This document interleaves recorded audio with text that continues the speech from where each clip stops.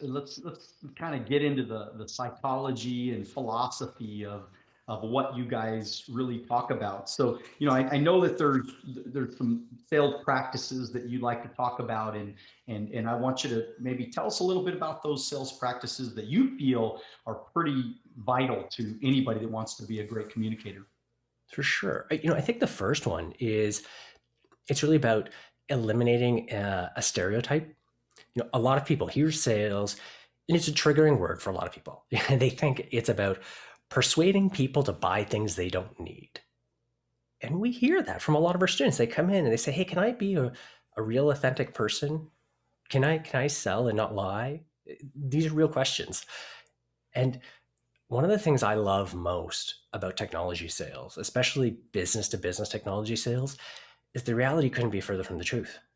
Like, you're going in and a just from business perspective, everything's on subscription these days.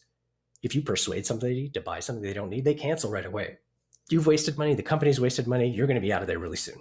So just pure brass tacks, employment and ROI, it's not true.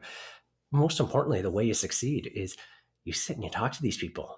You uncover what their underlying pains are, and if you can't solve those pains, you're wasting your time, your company's time. So you're incentivized to disengage as quickly as possible. But if you really do solve their pain, your job is to present them with the information, support them as they make a decision, and help them get to the finish line. And it's a very human, a very fulfilling experience. So selling in the modern world is very much just about helping people every day. And that feels so good. I think what you said is right on. I mean, disengaging fast. I think that's one of the biggest mistakes I made. I mean, I tell people all the time that I've been in sales for 25 years, financial services, investments, similar to your mom, probably Mm-hmm. investments and insurance. And what and of course I recruit, and I have a 1,500 licensed agent organization, 48 locations. And so what happened with me is, as a young person, I was trying to convince people to go into business with me Yeah. instead of just working a larger net, using a larger net and finding the right people, because the right people are there. The right Mm-hmm. people want my product. The right people want to go into business with me. Problem is I wasted so much time on the wrong people that I feel like I could be 10 times bigger than Oh, we are today. so much. I'll give you this is a small tip that'll be relevant to every entrepreneur, every sales rep who's listening in. We got this from the team at Shopify. So every business out there has some way of measuring their time to close. From people when I first talk to them to when I close that deal, how long does it take me? 7 days, 15 days, 60 days, 2 years. It's different for every business. The smart folks at Shopify, they'll track time to lose. What is the average time for your closed lost deals? Did you go from first touch to marking them lost? Because what was happening is you get all these reps. They've got happy ears. They say, "Hey, this deal's going to happen." It's always my guy's moving this. It's always my guy. Like my guy is going to get the contract to somebody, and it sits in your funnel. And you email them once a week. You do a call. You're wasting your pipeline review. So many cycles on these deals that are never going to happen. But if you can keep your team focused on a really tight time to lose, you get your bad deals out of your funnel, and that hour you wasted could be spent on two or three other better deals, and your performance will just jump up. So time to lose, that's when you got to track. Oh, good stuff, man. That to me is going to be like such an important piece of this podcast, because that is going to get people to start moving through the process quicker. And by the way, I've implemented that. I mean, obviously, through the last several years, I'm learning Mm-hmm. lots of different things, and technology has changed my life in the fact that now I can sit there with somebody that I've generated a lead from. And I think that the challenges in the past, it was because I had a relationship. I built a relationship. It took a little bit longer to even Yeah. get in with that guy, right? And so I felt like I had to keep working on it, because it took me time to get them. So I was going to try to make sure I got them. But now with lead generation and marketing and online, and now I can funnel something and market something to somebody that's exactly who I'm looking for at the right moment in his life and have such a higher close ratio in such a shorter amount of time. What you know about that? 100%. I mean, there's so many simultaneous forces moving us in the right direction. I mean, uh, the global pandemic accelerated a lot of remote sales. We saw this viscerally. When we first started, we expected all of our grads were going to be at B2B software companies who sold in the mid market. The reality, though, is we have a much wider variety of companies using the same skills, hiring for the same skills in banking, in solar, in vehicles, in all sorts of industries that everyone would have thought. So, yes, big trends are happening. The part that's really, really daunting about it, and this is a bit of a wake up call, is that most CEOs, most business owners, most executives are comfortable buying fully remote, way more than they ever did. Gartner released a really, really cool study earlier this year. And one of the things that jumped out to me, a huge, holy crap moment, 80% of the CEOs surveyed were comfortable spending up to $50,000 never having met the sales rep in person. That's just online. It's like phone, Zoom, things like that. Now, that sounds like a big, exciting opportunity. Great, I could sell so much. It is also a terrifying thing. Like, wow, that means my customers, even if the ones down the road, are willing to buy from another city, another state, another country. So we all need to be at the top of our game in the way we use tools, the way we use messaging, and the focus we bring to bear. So we really can't afford to just half-ass it, hang it on the golf course, hope that eventually turns into a deal. We have to be precise and focused in our messaging, and that's okay because that's also what the buyers want. It's like, if you got value, bring it to me. If you don't try and persuade me otherwise.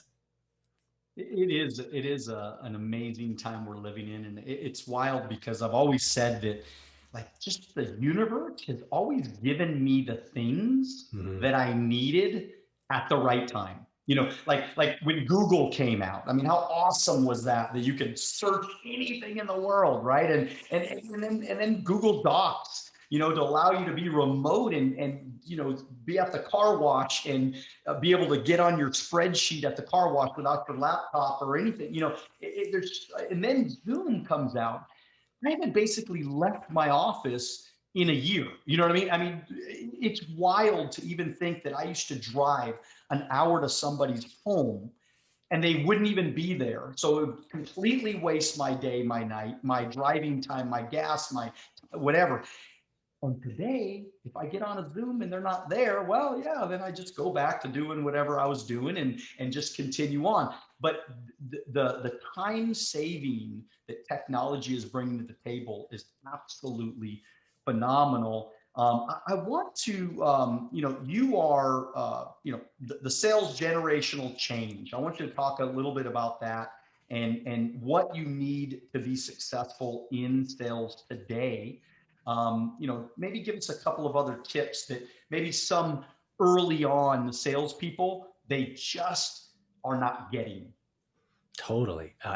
It's really interesting. I feel like generational change is the right phrase because some people assume, the new way of selling and the way companies are growing is better.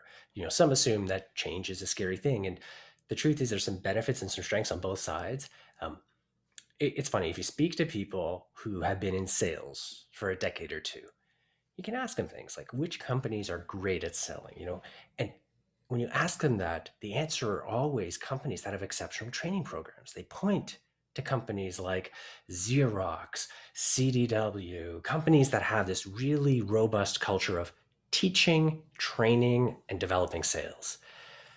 On the flip side, if you talk to technology companies, younger companies, ones where the CEOs, are just a different vintage, uh, you'll hear a lot of comments and strengths about companies that leverage technology and the culture really well. They'll talk about HubSpot and SalesLoft sales culture and scientific selling. And the problem is that you really do need both of them. So when I speak to people who are coming into our program, they've been selling for a couple of decades, but maybe not in tech.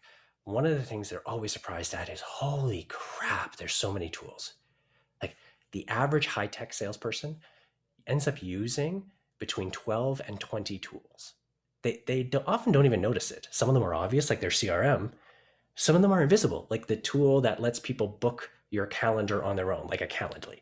Um, so they're often overwhelmed by the volume of tools. And so for someone that's just getting into sales and they're early on, one of the things I'd really emphasize is practice adopting and using new tools.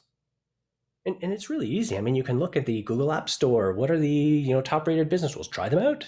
You can go to the Apple App Store, do the same thing. Just get comfortable trying new tools because you're going to use a lot. And since the average tool in a sales and marketing organization gets swapped out every 4 or 5 years, that means if your team's using 20 of them, every year you've got 4 or 5 new tools to learn. So that's an important skill.